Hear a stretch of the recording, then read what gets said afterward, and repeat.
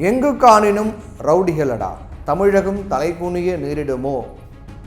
தமிழக பகுஜன் சமாஜ் கட்சியினுடைய தலைவராக இருந்த ஆம்ஸ்ட்ராங் படுகொலை வழக்கு அமெரிக்க அதிபர்கள் கொலை வழக்கையும் மிஞ்சும் விதத்தில் பல மர்மங்கள் நிறைந்ததாகவே இருக்கு. ஆம்ஸ்ட்ராங் கொலையாளிகளை பிடிக்க போலீசார் தனிப்படைகளை அமைத்து தீவிரமாக தேடி வராங்க. இந்த சம்பவம் தொடர்பாக முதல்ல ஆற்காடு சுரேஷுடைய தம்பி பொன்னை பாலு உள்ளிட்ட 11 பேர் கைது பண்ணப்பட்டாங்க.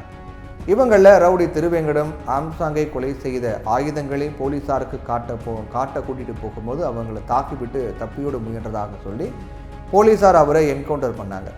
திருவேங்கடம் கொலை பற்றி எதிர்க்கட்சி தலைவர் எடப்பாடி உள்ளிட்டோர் நிறைய சந்தேகங்களை எழுப்பினாங்க. கைவிலங்கு போடாமல் திருவேங்கடம் அழைத்து செல்லப்பட்டது ஏன் அப்படின்னு அவர் கேள்வி எழுப்பினார்.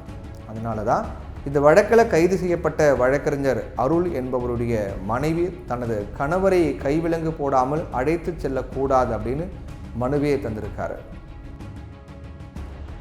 இந்நிலையில் இந்த கொலை தொடர்பாக அடுத்தடுத்து கைது நடவடிக்கையாக நடந்து வருது. திமுக நிர்வாகி மகன் சதீஷ், அதிமுக நிர்வாகியாக இருந்த மலர்கொடி, அவரது உதவியாளர் ஹரிஹரன் ஆகியோர் கைது செய்யப்பட்டிருக்காங்க. இதனிடையே ஆம்ஸ்ட்ராங் கொலை வழக்கில் பாஜகவை சேர்ந்தவங்க இப்போ நீக்கப்பட்டிருக்காங்க. அஞ்சலிக்கும் தொடர்பு இருப்பதாக போலீசார் சொல்லியிருக்காங்க. தலைமறைவாக இருக்கக்கூடிய அஞ்சலியை பிடித்து விசாரிக்க போலீசார் முயற்சி பண்ணிட்டு வராங்க. இந்த அஞ்சலி சென்னை புளியந்தோப்பு பகுதியை சேர்ந்தவங்க. இவங்க முன்னாடி வட சென்னையில் கஞ்சா விற்பனையில் ஈடுபட்டு வந்தவங்க.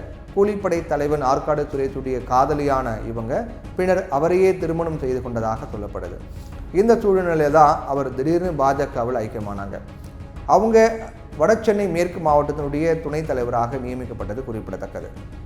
இவரும் கட்சியிலிருந்து இப்போ நீக்கப்பட்டிருக்காங்க.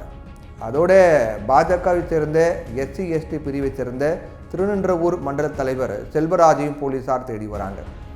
வடசென்னையில் கஞ்சா விற்பனையில் முக்கிய நபராக அவர் திகழ்ந்தவர் அப்படின்னு சொல்லப்படுது.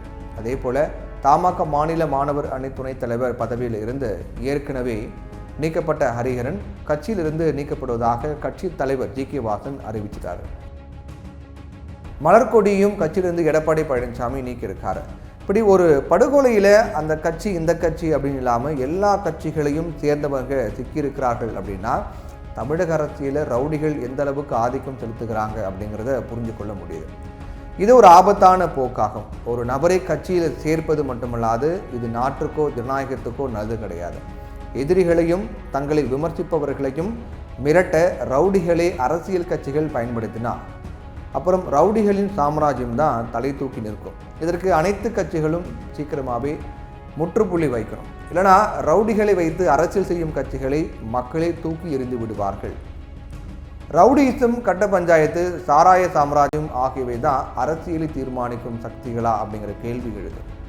இந்நிலையில் கவலை தரக்கூடிய அறிக்கை ஒன்றும் வெளியாக இருக்கு. கடந்த சில நாட்களுக்கு முன்னாடி 2023-24 ஆண்டிற்கான நிலைத்த வளர்ச்சி இலக்கு குறியீட்டு தரவரிசை பட்டியலை ஒரு அமைப்பு வெளியிடுறாங்க.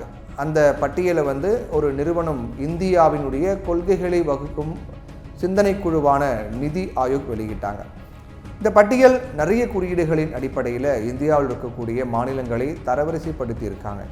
இந்த பட்டியலில் வறுமை ஒழிப்பு, கல்வி, பள்ளிக்கூட கூட்டமைப்பு வசதிகள், மாநிலங்களினுடைய ஒட்டுமொத்த மதிப்பீடு ஆகியவற்றை தமிழகம் பெருமைப்படத்தக்க வகையிலான இடத்தை பிடிச்சிருக்கு. ஆனால் மிக முக்கியமாக பட்டியல் இனத்தோர் மற்றும் பழங்குடியினர் மீதான குற்றங்கள் அதிகரிச்சிருக்கு. இதற்கு முன்னாடி வெளியிடப்பட்ட தரவரிசை பட்டியலில் இதுக்கு முன்பு ஒரு பட்டியல் வெளியாச்சு இல்லையா, அதில் பட்டியல் இனத்தோர் மீதான குற்றங்கள் 1,00,000 பேருக்கு 7.9 குற்றம் அப்படிங்கிற அளவில் பதிவாச்சு. ஆனால் இப்போது அந்த எண்ணிக்கை 12.2 அதிகரிச்சிருக்கு. அதே போல் பழங்குடியினர் மீதான குற்றங்களை பொறுத்தவரை 1,00,000 பேருக்கு 3.9 இருந்தது இப்போது 8.4 உயர்ந்திருக்கிறது. இது முந்தைய அளவை விட கிட்டத்தட்ட 2 மடங்கு அதிகம். தமிழ்நாட்டில் ஆண்டுக்கு சாதி சார்ந்தது மட்டும் 60 கொலைகள் நடந்திருக்கு. 116 தலித் சிறுமிகள் பாலியல் வல்லுறவுக்கு உள்ளாக்கப்பட்டிருக்காங்க. இந்த அளவுக்கு கொடூர குற்றங்கள் நடக்கும்போது தண்டனை அளவு சீக்கிரம் கிடைக்கிறது கிடையாது. இந்த மாதிரியான வன்கொடுமை வழக்குகளை 3 மாதங்களில் குற்றப்பத்திரிகையை தாக்கல் செய்து 3 மாதங்களில் வழக்குகளை முடிக்கணும். ஆனால் சட்டத்தை செயல்படுத்துவது மிக பலவீனமாக இருக்கிறது அப்படின்னு தலித் ஆதரவு அமைப்பினர் குற்றம் சாட்டுறாங்க. அதனால் ரவுடிகளை ஒழிப்பதிலும் கவனம் செலுத்தணும். அதே நேரத்தில் தலித் மக்களுக்கான பாதுகாப்பிலையும் முன்ன எப்போதும் இல்லாத அளவுக்கு அக்கறையும் கவனமும் செலுத்த வேண்டியது அவசரமும் அவசியமும் தமிழகத்துக்கு இருக்குது.